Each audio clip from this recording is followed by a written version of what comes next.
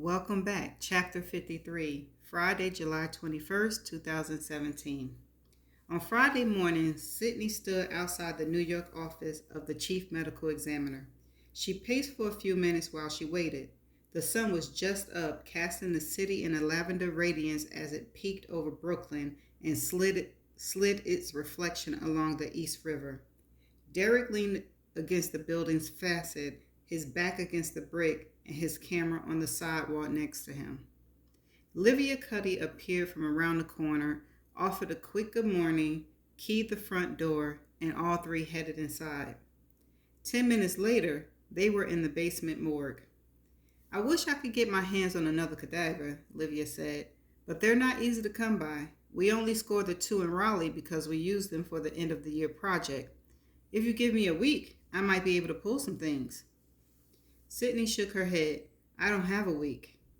"Then the sin bone and pig skin will have to do," Livia said. "As you saw during our original experiments, they are remarkably similar to human bone and skin.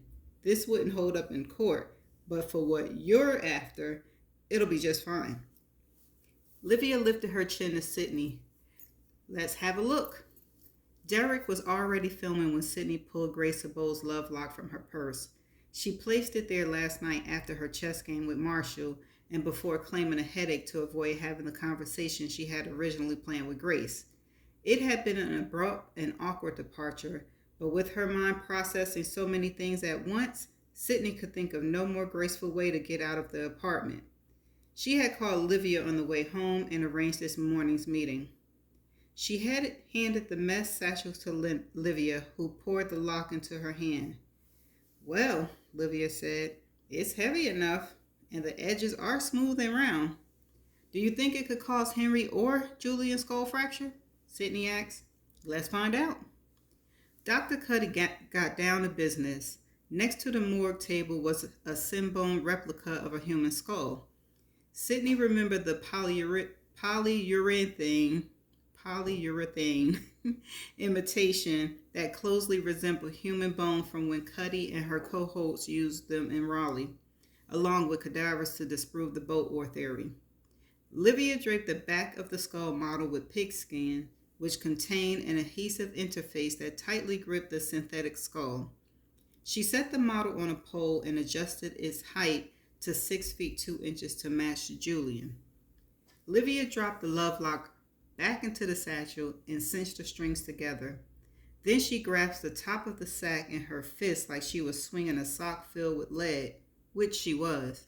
She stepped behind the skull on a pole, took an aggressive kickboxing stance, raised the satchel and love lock over her right shoulder, and finally brought it down hard onto the synthetic bone.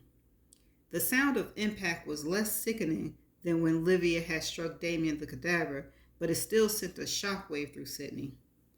"Let's see the damage," Livia said. She handed the love lock to Sydney and pulled the sin bone cranium off the pole. Like husking a coconut, she peeled away the pigskin to reveal the bare polyurethane beneath. Livia noticed immediately that the synthetic material was splintered with a dramatic depression fracture, which made her pulse quicken. She waved Sydney over, and together they viewed the damage while comparing it to the enlarged photos from Julian and Henry's autopsies. Livia used a measuring device to determine the depth of the break in the sin bone, as well as the length and width. She took the measurements silently and then looked at Sydney. The YouTube video of Livia cadaver experiment had gone viral, with close to 20 million views.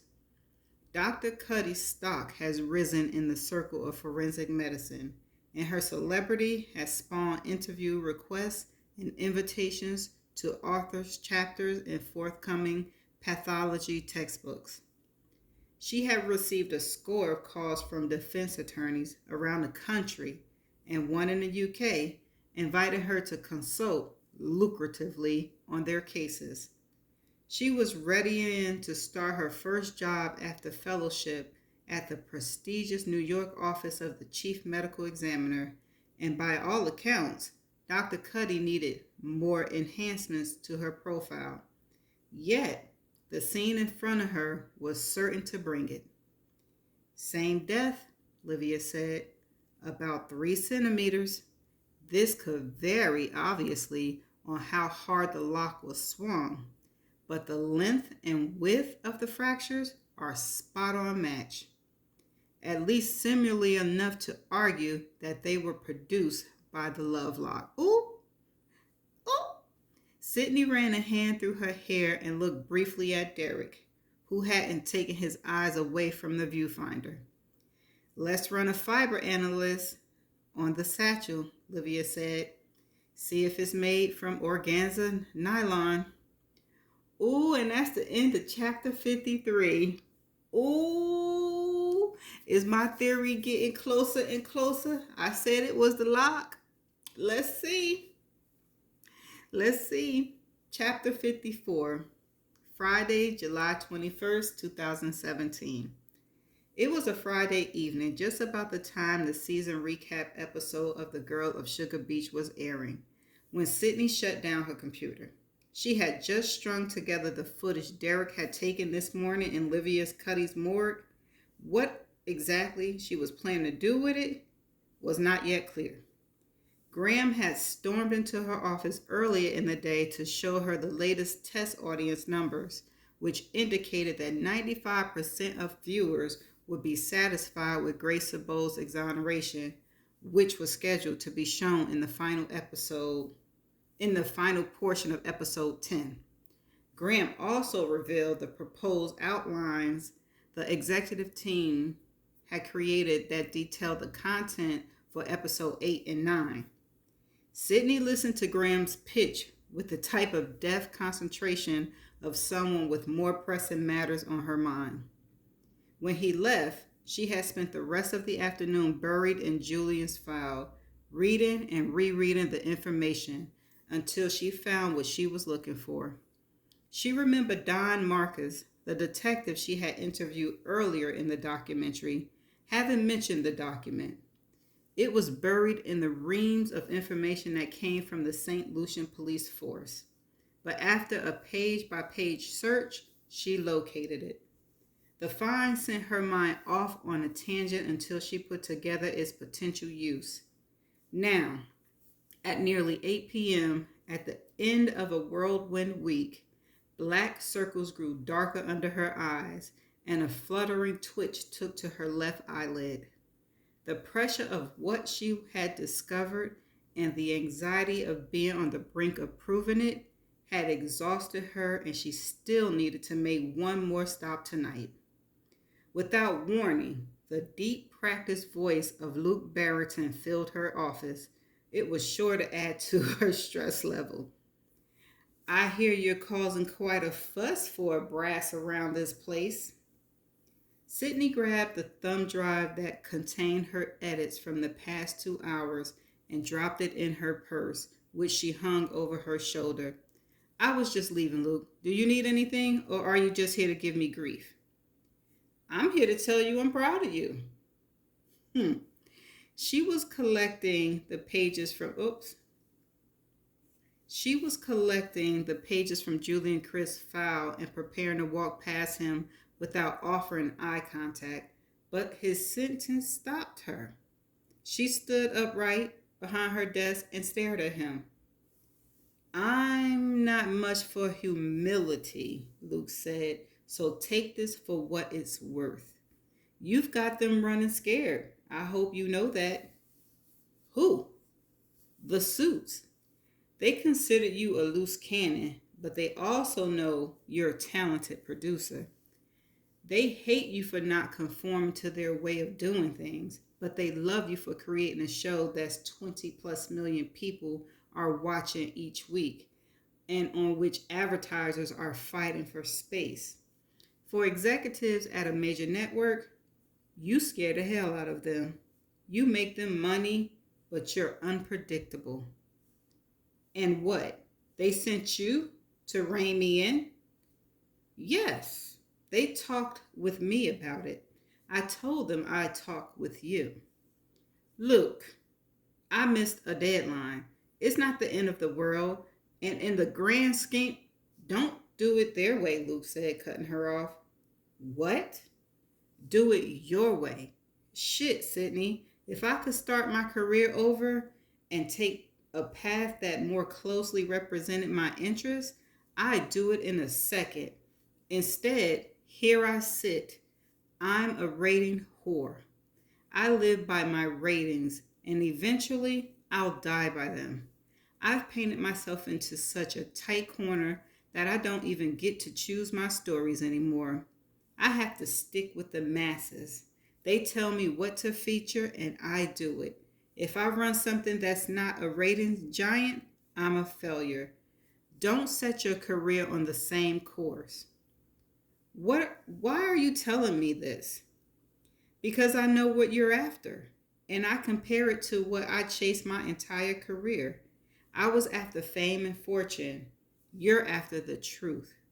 What I could never figure out until watching you over the last few months is that you don't have to chase one or the other.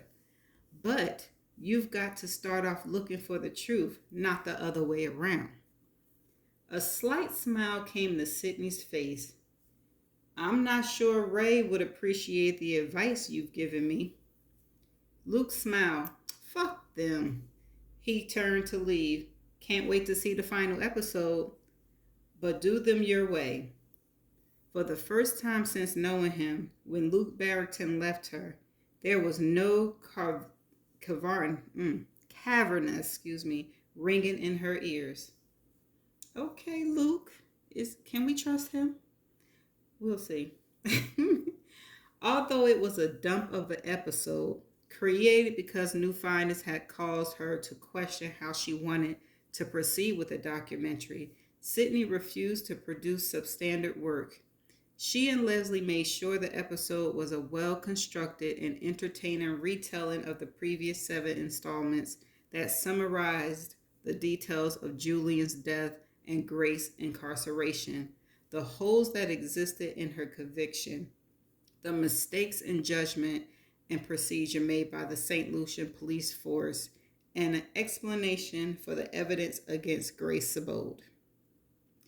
Anyone interested in jumping into the documentary now had an opportunity to get caught up in 60 minutes. Her problem was where she went from here. She knew, in light of recent developments, that Graham's outline for the final 3 episodes was garbage.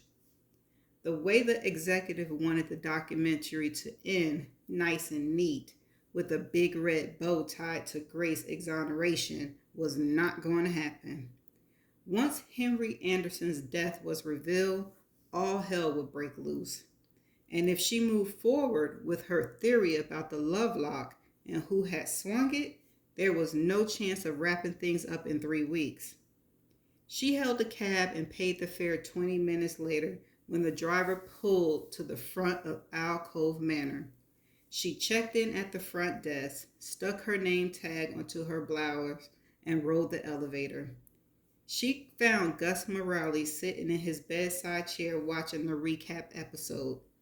He pulled his gaze from the television when she walked in, then pointed to the screen.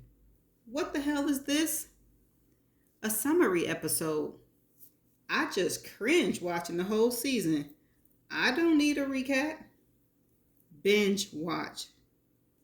And I missed a deadline thanks to your letter. This is what you get.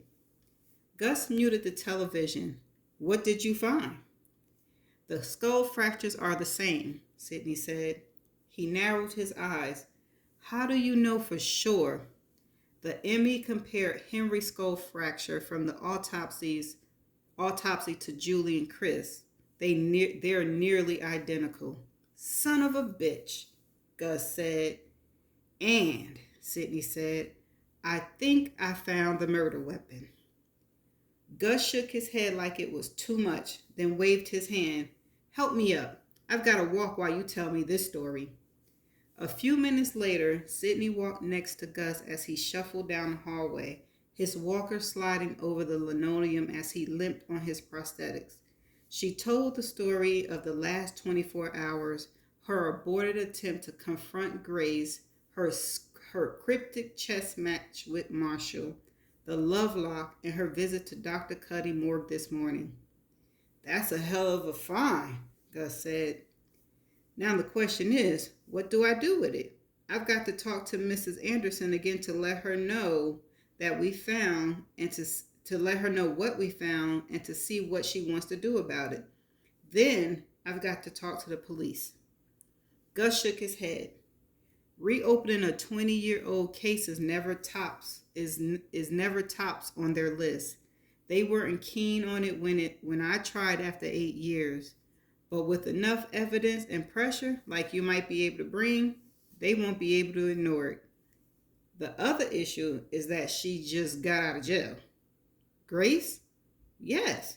She was exonerated by a foreign government, and I have to check the books to make sure, but I don't think St. Lucius has a law against double jeopardy. So it's possible that she could be retried for the same crime down there, plus a new trial for Henry Anderson here in the U.S. Unless it wasn't her, Sydney said. Gus stopped shuffling and looked at her. Sydney shook her head. You talked about instincts before, that you sometimes relied on it when you were working. Well, my instincts are telling me that it wasn't Grace. Then who was it? I don't know. One of her friends, Ellie Reiser, maybe. Where does this theory come from? Something Marshall told me. I get this feeling he knows more than anyone has given him credit for. And I also get the feeling that whole group from Sugar Beach has secrets, that they're covering for each other. The same group that was in Sugar Beach was also in Whiteface Mountain when Henry died. Wild theories might get great television, Gus said, but police hate them. What if we had more than a theory? Sydney asked as they rounded the corner and continued along the hallway back towards Gus' room. Such as? Have you made any progress on the shoe print you found on Julian's shirt? Gus shook his head. I made some calls today. I've got an old friend looking into it for me. Probably here back in a day or two. If you dig into Julian's file, which I did for most of the afternoon today, you'll see that the St. Lucian police force took samples of all shoe prints they found on the bluff. They also confiscated many shoes from the guests at Sugar Beach, included everyone in the wedding party, to see if they matched. When they found a hit on Grace's shoes, they stopped there. But that document was still in the file. It contained a list of everyone's shoes, type of thread, size, and the corresponding make and manufacturer. A detective friend of mine helped me out with on the earlier episodes. He brought this document to my attention. What I need to do is get an ID on the type of shoe that caused the print you found on Julian's shirt and shorts, and then cross-reference it to see if it matches any of the prints logged by the St. Lucius police force. If we get a match, then you've got some proof and not just a theory. What if it comes back as the supposed girl's shoe? Then I owe you that shot of Johnny Walker, but I'm worried that we're going to find it belongs to someone else. And if it does match her friend, Gus asked, then we go to the police. At that point, this thing will have gotten bigger than the biggest documentary in television history. They made it back to Gus' room. He took a few steps without the aid of the walker and sat on the edge of the bed. In case I can somehow salvage this thing, Sydney said, are you interested in appearing in my documentary? I love to show my audience the letter you sent that started me along this road and introduce them to the man who, for 20 years, never let the memory of Henry Anderson fade. Gus looked at the television. Dr. Cuddy was staring into the camera as if speaking directly to him, explaining her findings from when she had conducted her experiment weeks before on the cadavers. Slowly, Gus nodded. I think I'd be okay with that. Excellent. I'll be in touch. I'll bring my crew for the interview. When your guy gets back to you about the print, let me know. Thanks, Gus said. The edges of his lips turned up slightly. Sydney noticed and lifted her chin. She had never seen the man smile during the hour she spent with him.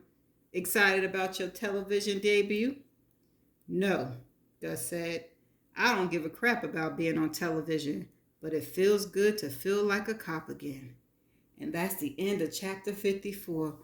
Ooh, did we cover a lot of stuff in these chapters? Ooh, Sydney got a dilemma on her hand. What is she gonna do? What is she gonna do?